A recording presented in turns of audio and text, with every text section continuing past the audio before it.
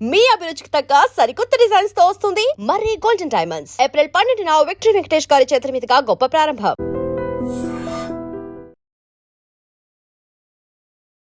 నమస్కారం, welcome to I dream. ధర్మ మార్గం విత్ విజిత కార్యక్రమానికి స్వాగతం.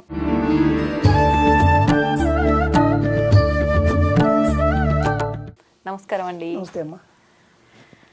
ఈ మధ్య కాలంలో అని చెప్పడం కరెక్ట్ కాదేమో, అంటే ఇంతకు ముందు పాతకాలం నుంచి కూడా ఏదైనా బంగారం ఉంగరాలు చేయించుకున్నారంటే ఖచ్చితంగా వాళ్ళకి ఇష్టమైన దేవుడి ప్రతిమ ఉంగరాల పైన ఉండేటట్టుగా చేయించుకునే వాళ్ళు.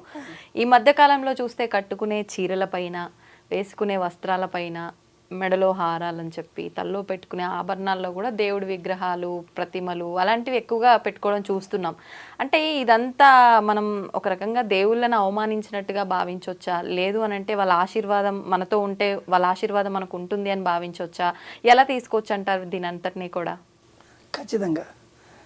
అంటే ఒకటి, ఈ దేవుని ఆశీర్వాదాన్ని పొందడానికి తలలోనూ, చీరపైనో, చేతుల పైన టాటూలు వేయించుకోవడము, అలా చేయించుకోవడం ద్వారా ఆ భగవంతుని ఆశీర్వాదం ఉంటుందా అంటే ఖచ్చితంగా ఉండదు. ఎందుకు అంటే ఇవన్నీ కూడా ఆభరణాలు. దాని తర్వాత మనం కట్టుకునే చీర కూడా మన అందంగా ఉండడానికి, ఒక పంచె కట్టుకున్నా, ఒక డ్రెస్ వేసుకున్నా దాన్ని అందంగా ఉండడానికి చూపించుకుంటాం. కానీ భగవంతునికి ఇచ్చే స్థానం అది కాదు కదా. ఒక వ్యక్తి యొక్క ఆశీర్వాదం కావాలి అనుకుంటే ఆయన్ని ఆరాధించే క్రమం డిఫరెంట్గా ఉంటుంది. చాలా పెద్ద వ్యక్తి ఉంటాడు, ఆయన్ని మనం చేరుకొని ఆయన గురించి తెలుసుకుంటే ఆయన మనకేమి చేస్తాడు అనే ఒక నమ్మకం ఉంటుంది. కానీ ఆయన వెళ్ళే ప్రోటోకాల్ మాత్రం అలానే ఉండాలి కదా. అలా దగ్గర వ్యక్తి అనో, లేకపోతే ఆయన ఇలా చూస్తే ఆయన ఇంప్రెస్ అవుతాడనో చేస్తే ఆయనకి ఇంప్రెస్ కన్నా ఎక్కువ కోపం వస్తుంది. ప్రతి దానికి ఒక ప్రోటోకాల్ ఉంటుంది, ఇలా చేయాలి, ఇలా వెళ్ళాలి, ఇలా ఉండాలి అని. అలానే ఈ దేవతలను అందరినీ కూడా ఎలా పూజించాలి అంటే మన శాస్త్రం కూడా ఒక ప్రోటోకాల్ చెప్పింది. దాని ప్రకారంగానే వెళ్ళాలి, ఇలా పూజించాలి, ఇంట్లో పూజా మందిరం ఇక్కడ ఉండాలి, దేవుడి ఫోటోలు ఎక్కడెక్కడ పెట్టుకోవాలి మన ఇంట్లో కూడా అని చాలా చెప్పింది. అలాంటిది ఇంట్లో పెట్టుకోవడానికి ఒక స్థానం చెప్పినప్పుడు ఒంట్లో పెట్టుకోవడానికి కూడా ఒక స్థానం చెప్పాలి కదా. కానీ ఈరోజు చూస్తుంటే చాలా దాన్నేమో పైత్యం అంటామా, వైపరీత్యం అంటామా, ఇంకేమంటామా అనొచ్చు. అది చాలా చాలా ఇబ్బందిగా చూస్తూ ఉన్నాం మనం. అలా పెట్టడం ద్వారా మాత్రం ఖచ్చితంగా ఆ భగవంతుని ఆశీర్వాదానికంటే ఎక్కువ భగవంతుని యొక్క ఆగ్రహానికి గురవుతారు, భగవంతుని యొక్క కోపానికి గురవుతారు. ఎందుకు? ఆ భగవంతుని ఆరాధించాలి. ఎలా భగవంతుని ఆరాధించే సబ్జెక్టే తప్ప భగవంతుని ఒంటి మీద పెట్టుకునే సబ్జెక్ట్ కాదు అది. అలాంటి భగవంతుని ఎక్కడ ఆరాధించాలంటే కొన్ని నియమాలు చెప్పారు. దాంట్లో చీరల మీద కానీ, వస్తువుల మీద కానీ ఇతరత్రా పెట్టుకోవడం చాలా విరుద్ధం. ఖచ్చితంగా భగవంతుని మీరు అన్నట్టుగా మన బంగారు ఉంగరాలు చేసుకుంటూ ఉన్నాం, మెడలో హారాలు చేసుకుంటున్నాం, ఆ సందర్భం పర్వాలేదు. కానీ అది కూడా మలమూత్ర విసర్జన సందర్భంలో అయినా, ఏదైనా చెడు సందర్భంలో అయినా, ఇంట్లో మహిళ అంటారు, ఇట్లాంటి సందర్భాల్లో కూడా వాటిని పక్కన పెట్టమని మన శాస్త్రం చెప్తోంది. ఎందుకు అనంటే ఆ దేవతా విగ్రహం దానిపైన ఉంది. ఉదాహరణకు ఒక రుద్రాక్ష ఉంటుంది, ఒక స్ఫటికమాల వేసుకుంటాం, లేకపోతే ఒక దేవుడికి సంబంధించిన ఒక డోలర్ ఏదైనా వేసుకుంటాం. అది వేసుకున్న సందర్భంలో దాన్ని పవిత్రంగా చూడమని. వేసుకోవడం ఆభరణం ఎంత ముఖ్యమో దాని నుంచి ఏదైనా ఒక పాజిటివ్ ఎనర్జీ మన బాడీలోకి వెళ్ళడం కూడా అంతే ముఖ్యం. అలా వెళ్ళాలి అంటే కొన్ని నిషిద్ధ సందర్భాల్లో దాన్ని పక్కన పెట్టి మీ పనులు మీరు చేసుకోమని మహిళ కానీ ఇతరత్రం అని చెప్పుకున్నట్టుగా ఆ సందర్భాల్లో పక్కన పెట్టి మిగతా చేసుకోమని చెప్పారు. అలాంటివి చెప్తే ఈరోజు ఒంట్లో టాటూ రూపంలో డ్రెస్ పైన ఒక వినాయకుడి ఫోటో అట్లా వేసుకొని చేసుకోవడం ద్వారా ఏం కలుగుతుంది అంటే ఆశీర్వాదం కలగదు, ఖచ్చితంగా వాడికి ఆగ్రహమే కలుగుతుంది. దానిలో ఎలాంటి సంశయము కూడా లేదు. ఈ ఉంగరాల విషయానికి వచ్చేస్తే ప్రతి వాళ్ళు కూడా తన ఇష్ట దైవం ఉంటుంది, మొదలుగా కుల దైవం ఉంటుంది. మన ఇంటికి సంబంధించిన ఒక దేవుడు ఉంటారు, అంటే మన వెనకాల వాళ్ళు అందరూ పూజించి ఆయన్ని సంతోషపరిచి ఆయన ద్వారా ఆశీర్వాదాన్ని పొందిన దేవతలు ఉంటారు.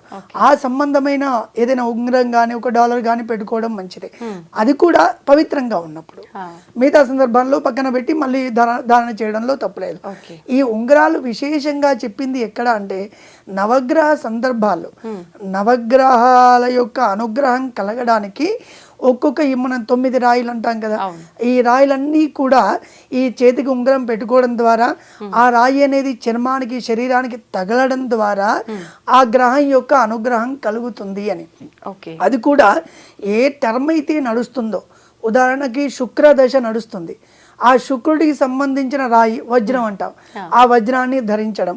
ఇంకొక సూర్య దశ రవి దశ నడుస్తుంది, కేతు దశ నడుస్తుంది. అంటే దశలో అనగా టర్మ్ అని, మన పుట్టిన సమయాన్ని బట్టి మనకు ఒక జాతక చక్రము అని రాస్తారు. ఆ రాసి దాంట్లో మీకు ఇప్పుడు ఈ దశలో నడుస్తున్నాయని, శుక్ర దశ, శని దశ, రాహు దశ, కేతు దశ అని. దశ అనగా వాళ్ళ టర్మ్. ఒకరు 20 ఏళ్ళు ఉంటారు, ఒకరు 7 ఏళ్ళు ఉంటారు, ఒకరు ఇంకొన్ని సంవత్సరాలు ఉంటారు, వాళ్ళ సంబంధించిన సమయం ఉంటుంది.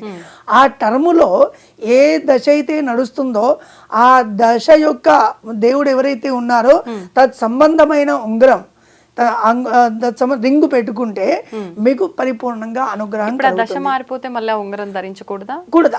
ఇప్పుడు ఏ గవర్నమెంట్ ఉంటే ఆ గవర్నమెంట్ దగ్గర ఉంటే మీ పనులు అవుతాయి. విరుద్ధమైన గవర్నమెంట్ దగ్గరికి అయితే, యాంటీ గవర్నమెంట్ దగ్గరికి వెళ్ళి మనం జయ కొడితే ఏమవుతుంది? అవును, ఏం ఫలితం? అంతే కదా. చిన్న ఉదాహరణ లౌకికంగా. అంటే ఇప్పుడు ఉదాహరణకి శుక్ర దశ నడుస్తుంది మీకు, శుక్రుడికి మనం చెప్పుకున్నట్టుగా పెట్టుకున్నాం మనం.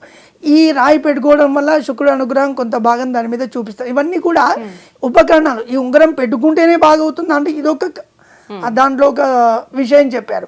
శుక్రుడు అనుగ్రహం కావాలంటే అమ్మవారిని పూజించాలి, శుక్రుడిని పూజించాలి, మంచి పనులు చేయాలి, అన్నదానాలు చేయాలి, దాని తర్వాత ఉంగరం పెట్టుకోవాలి. ఉంగరం పెట్టుకుంటేనే బాగుంటుందా అంటే ఉంగరం ఒక విధానం దాంట్లో. దాన్ని పెట్టుకోవడం ద్వారా ఆ దశ అంతా కూడా వారి అనుగ్రహం కలుగుతుంది. శుక్రదశ అవుతూనే కొంతమందికి రవి దశ అని వస్తుంది. శుక్రుడు రవి పరస్పర శత్రువులు, అంటే ఇద్దరు కూడా. ఒకవేళ ఈ వజ్రాన్ని అప్పుడు పెట్టుకున్నామే అనుకోండి, వజ్రమే కదా చాలా విలువైంది, నా చేతికుంటే బాగుంటుంది కదా అంటే ఆ దశలో అది చెడు ఫలితాలు ఇస్తుంది.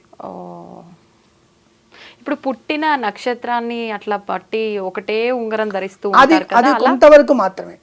అది కూడా ఉదాహరణకి ఒక రోగం వస్తే ఆర్ఎంపీ డాక్టర్కి వెళ్ళి మనం చిన్న మందు తీసుకున్నట్టుగా, దాని తర్వాత ఎంఎస్ ఎండి దగ్గరికి వెళ్ళి మనం ఇంకా మంచి ట్రీట్మెంట్ తీసుకుంటాం కదా, అట్లా ఈ దాంట్లో జాతకాన నక్షత్రాన్ని పట్టి ఒక ఉంగరం చెప్పారు.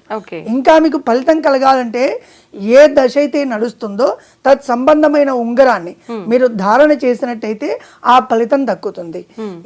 దాని తర్వాత మీరు ఏ దశ నడుస్తుందో మళ్ళీ ఆ ఉంగరం పెట్టేసుకుంటే పర్వాలేదు. దీని ద్వారా ఎక్కువ ఫలితాన్ని అనుభవించినట్టుగా మాకు ప్రత్యక్షమైన ఉదాహరణలు కూడా ఉన్నాయి. శాస్త్రం చెప్తోంది, మనకి ఎక్స్పీరియన్స్ కూడా ఉంది. ఇప్పుడు చాలా మంది అంటే పేరుతో కాకుండా నార్మల్ స్టోన్స్ అని చెప్పి, రాశిని బట్టి, నక్షత్రాన్ని బట్టి, గ్రహాన్ని బట్టి కాదు, నార్మల్ కలర్ స్టోన్స్ అని చెప్పి పెట్టుకుంటూ ఉంటారు కదా, అలా ఏ స్టోన్ అయినా పెట్టుకోవచ్చు అంటారా? అంటే పెట్టుకుంటున్నారేమో, కానీ శాస్త్రం ఎక్కడ చెప్పలేదు. మన ధర్మంలో చెప్పరు. ఈ రోజు చూస్తే మార్కెట్ లో చాలా విధాలుగా వచ్చేసాయి, కానీ దేన్ని తప్పుపట్టాల్సిన అవసరం మనకు లేదు. వాళ్ళ వ్యాపారం వాళ్ళు చేసుకుంటున్నారు. కానీ మన శాస్త్రం చెప్పింది ఏంటంటే ఏ దశ అయితే నడుస్తుందో ఆ దశకు సంబంధించిన ఉంగరం ఆ రాయి పెట్టుకోవడం ద్వారా ఉత్తమమైన ఫలితాలు కలుగుతాయని మన శాస్త్రం చెప్తోంది. ఈ ఉంగరాలు భగవంతుని ఉంగరాలు, ఫోటోలు ఉన్న ఉంగరాలు పెట్టుకోవచ్చు, ఆభరణాలు వేసుకోవచ్చు, అది అంతవరకే ఉండొచ్చు. అది మించి వెళ్తే దాని ఆగ్రహానికి ఖచ్చితంగా గురవుతారు. మీరు ఉంగరం పెట్టుకునే సందర్భంలో మంచి సందర్భంలో పెట్టుకోవాలి.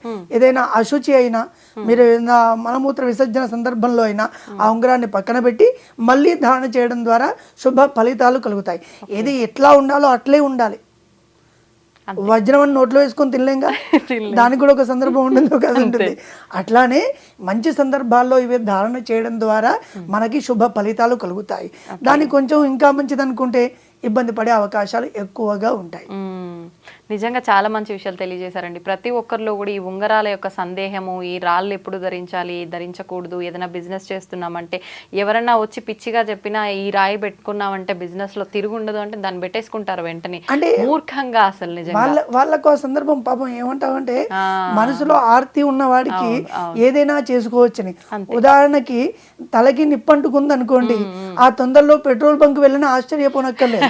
ఎందుకంటే అది కూడా ద్రవమే కదా, అది పోసుకుంటే నా మంట ఆరిపోతుందేమో అనే ఒక భావన కూడా ఉంటది. మనసులో ఏదైనా కోరిక గట్టిగా ఉందనుకోండి, ఏదో వ్యాపారం అభివృద్ధి చెందాలి, వివాహం కావాలి, సంతానం కావాలి అని కోరికలు ఉంటాయి కదా, ఆ కోరికలు తీర్చుకోవాలనే కుతూహలంలో ఆ సందర్భంలో ఎవరు ఏది చెప్పినా నమ్ముతారు. మనం ఉదాహరణ చెప్పుకున్నగా, తల నింపు అనుకున్నవాడు పెట్రోల్ బంక్ లోపలికి వెళ్ళినా ఆశ్చర్యపోనక్కర్లేదు, అది కూడా ద్రవమే కదా, పోసుకుంటే తగ్గుతుందేమో అని. కానీ అది పోసుకుంటే పెరుగుతుందా అని వాడికి తర్వాత తెలుస్తుంది అనుకున్న తర్వాత. అట్లా ఏదైనా కానీ మన శాస్త్రంలో మన పెద్దలు చెప్పిన దాన్ని పాటిస్తే మనకు శాశ్వతమైన సుఖం దక్కుతుంది. అది కాకుండా ప్రతి ఇచ్చిన రాయిలన్నీ కూడా చేతికి పెట్టుకుంటే ఇబ్బంది పడతాము. అది మనకి ఎక్స్పీరియన్స్ లో కూడా వస్తుంది. సంతోషం అండి, ధన్యవాదాలు. నమస్తే అమ్మా.